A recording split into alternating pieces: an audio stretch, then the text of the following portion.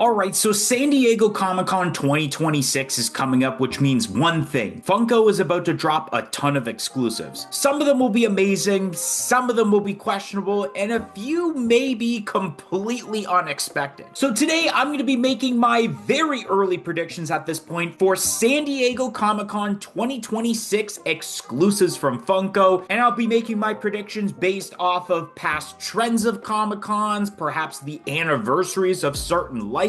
So let's kick off this video. So the first prediction I have is Claude Froolo from The Hunchback of Notre Dame. Now I did allude to this idea earlier this week with our top 10 Funko Pops of March 2026 video, because in my honorable mentions portion I brought up the Esmeralda, a part of the new wave that goes alongside with the Quasimodo, because this year in 2026 is the 30th anniversary of The Hunchback of Notre Dame. So I do see a very big possibility of them finally executing Claude Froolo, the main antagonist of the movie, into Funko Pop form. One thing I am wondering is, are they going to give it a Hunchback of Notre Dame box like they do with the two pops they've released this year, or are they going to actually classify it under the Disney villain set? Because it can go really either or. Claude Froolo is one of those, you can even say, underrated villains that no one really talks about when it comes to Disney movies. And so I definitely think it is long overdue, and it makes sense that if they didn't release him during that two pop set, that they would make it as a convention exclusive. And I think literally the date of the anniversary is very close to San Diego Comic-Con, if I'm not mistaken,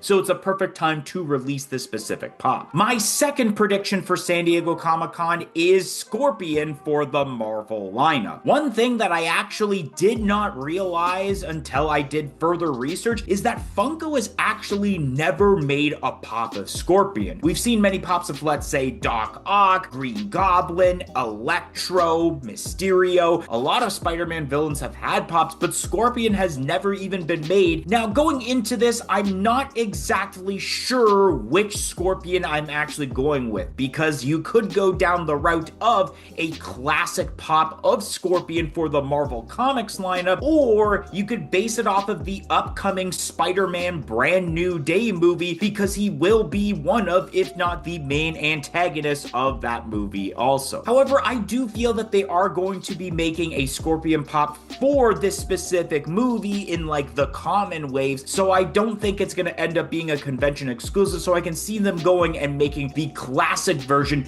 to give us a bit of hype for that movie. Just like with the last convention of Emerald City Comic-Con, we had the classic Punisher, which gave hype for both the Daredevil Born Again Season 2 series, and Punisher is a part of Spider-Man Brand New Day as well. So I can totally see this being a convention exclusive for this year at San Diego Comic-Con. My third prediction for this convention is a new Dynaco Lightning McQueen for the Cars movie. This year in 2026 does mark the 20th anniversary of Cars the movie. Not too long ago, we did have the release of the Toy Temple exclusive Lightning McQueen pop for the set, and we even have a leak for a new set that involves a Lightning McQueen and Mater pop. So I do feel, especially because once again, I think the anniversary of Cars specifically is right around the corner, like a month or two before. Last year at San Diego Comic-Con, we had the pop of Bing Bong for Inside Out, because Inside Out celebrated their 10th anniversary right around the time of San Diego Comic-Con. So we could see the possibility of them doing that trend again, but with Cars the movie this time around, and giving us Dynaco Lightning McQueen, a pop they did previously do 11 years ago at San Diego Comic-Con, and was a limited piece count. And speaking of limited piece count, if this were to be true, I would not be surprised if this ends up being a pop that is a part of the limited edition program, and with that piece count most likely being a legendary pop. And it has been reported by various sources like Disc Trackers that within a set of convention exclusives going forward, we may see half of them be limited edition pops. And if this were to be announced, I would not be surprised if this would be part of the set of pops that end up being a part of the limited edition program. Shout out goes to the unacceptable viewer. And the reason that they ended up getting a shout out is because they joined our YouTube channel membership, which only cost $1.99 a month. Not only only do you get the shout out, but you do get lots of other perks, including early access to every single video and short that we produce on this channel. So definitely consider joining our YouTube channel membership. It will be greatly appreciated and will go a long way of helping out this channel a lot. So definitely consider it, but let's get right back to the video. My fourth prediction, the Crimson Chin from Fairly Odd Parents. Now, we have seen a trend of Fairly Odd Parents pops be announced for San Diego Comic-Con. Back in 2023 was the first introduction to Fairly Odd Parents, where we had the 3-pack with Timmy, Cosmo, and Wanda. And then not only did we get a wave of pops last year for Fairly Odd Parents with commons and exclusives, there was a San Diego Comic-Con exclusive 2-pack of Jorgen von Strangle and the Tooth Fairy. And I think a lot of people have been wondering why Funko has not done a Crimson Chin pop, and I think it's because they're going to eventually do it as a convention exclusive. And so I think it's finally time for Funko to execute this pop, especially because we've been waiting such a long time for it. Now, whether this would be a limited edition pop or not is something I'm not entirely too sure about, but I could see this very likely happening with those past Fairly Odd Parents trends at San Diego Comic-Con to happen at this specific convention. My fifth prediction for San Diego Comic-Con, Virginia Venet from Happy Gilmore. Now, recently we did get the announcement of the brand new Happy Gilmore pops as a part of the 30th anniversary of the movie that happens this year. And I feel like for the most part, we have quite a bit of characters covered between both of the waves they've done in the past for Happy Gilmore, but the odd one out that I feel like people want to see in this set is the love interest of Happy Gilmore, Virginia Venet, which I almost forgot about her name, not gonna lie, because if you guys know, a lot of those 90s Adam Sandler movies, his love interest always had the initials of BV. Virginia Venet for Happy Gilmore, Veronica Vaughn for Billy Madison, Vicky Valancourt for the Water Boy. It kind of gets confusing to try to keep track when they're all the same initials. And with her not being included in that new wave, I think Virginia Venet would make sense as a San Diego Comic-Con exclusive to kind of complete this set of pops, and I'm not sure if they would continue making any more after a convention exclusive like this. And my sixth and final prediction, Trixie and Buttercup from Toy Story. Now, obviously, I hope that this ends up being true because my number one set of pops that I collect is Toy Story. Now, there are quite a bit of trends to go along with that, especially with the release of Toy Story 5 happening this upcoming June, right before San Diego Comic-Con. Now, I almost wanted to go with the prediction of a Toy Story 5 pop, but I feel like that might be saved for later, and once again, it'll go towards my reasonings I'm going to mention right now. So back in 2019, before the release of Toy Story 4, we had the release of Toy Story pops for San Diego Comic-Con, but not for that specific movie. They ended up making pops of Chuckles and Mr. Pricklepants that were both mainly featured in the third movie. And then it wasn't until New York Comic-Con months later where we had a Toy Story 4 exclusive being Benson the Ventriloquist Dummy. So I feel for San Diego Comic-Con, we're not going to get a Toy Story 5 pop, but rather just a regular Toy Story pop in order to add some hype for the fifth movie. And then when it comes to New York Comic-Con, I think that is when we're going to get some sort of exclusive for Toy Story 5. And the reason I picked both Trixie and Buttercup because they go hand in hand realistically with Mr. Pricklepants, and with Mr. Pricklepants being the only pop made thus far,